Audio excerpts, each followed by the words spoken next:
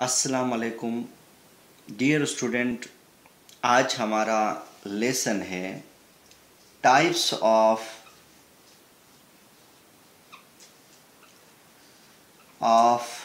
Chemical bond.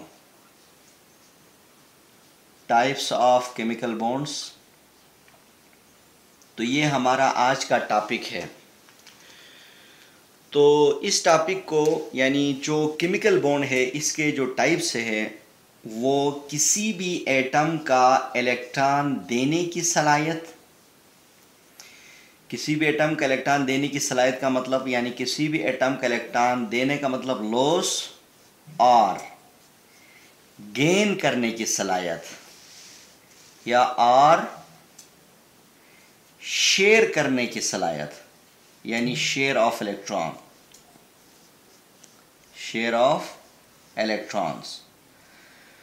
तो किसी भी एटम का इलेक्ट्रॉन देने की सलाहियत और लेने की सलाहियत या शेयरिंग करने की सलाहियत के बेस पर केमिकल बॉन्ड के दो टाइप्स है हमारे सिलेबस में, यानी there are two types of chemical bond, जिनमें से एक का नाम है number 1 ionic bond.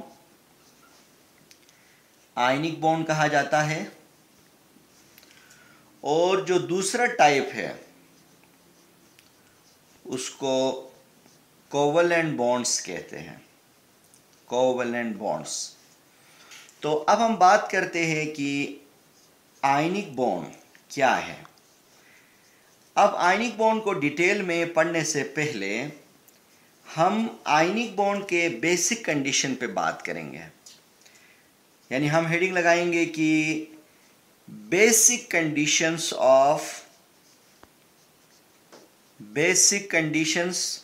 Of ionic bond, यानी आयनिक बॉन्ड के बुनियादी कंडीशन क्या है आयनिक बॉन्ड, ताकि हम पहले बेसिक कंडीशंस पे बात करेंगे, फिर उसके बाद हम आयनिक बॉन्ड की डेफिनेशन को डिस्कस करेंगे। तो आयनिक बॉन्ड का जो पहला बेसिक कंडीशन ये है कि आयनिक बॉन्ड में कम से कम 2 एटम का होना ज़रूरी है, यानी आयनिक बॉन्ड बनाने के लिए कम से कम 2 एटम का होना ज़रूरी है, ये पहला कंडीशन है। और दूसरा कंडीशन ये है कि एक एटम इलेक्ट्रॉन को लॉस करे और जो दूसरा एटम होगा वो इलेक्ट्रॉन को गेन करे, यानी आयनिक बॉन्ड बनाने के लिए जो एटम हिस्सा लेते हैं वो ज़रूरी ये है कि एक एटम इलेक्ट्रॉन को लॉस करे और दूसरा एटम इलेक्ट्रॉन को गेन करे। ये है दूसरा कंडीशन।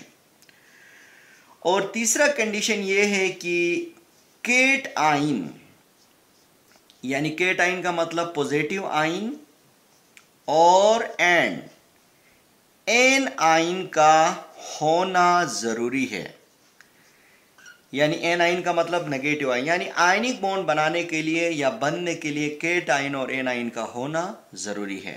पहला कंडीशन ये है कि 2 एटम का होना कम से कम 2 एटम का होना ज़रूरी है। और दूसरा कंडीशन एक एटम इलेक्ट्रॉन को लॉस करे और दूसरे एटम इलेक्ट्रॉन को गेन करे। और तीसरा कंडीशन है कि केट आयन और एन आयन का होना लाजमी है।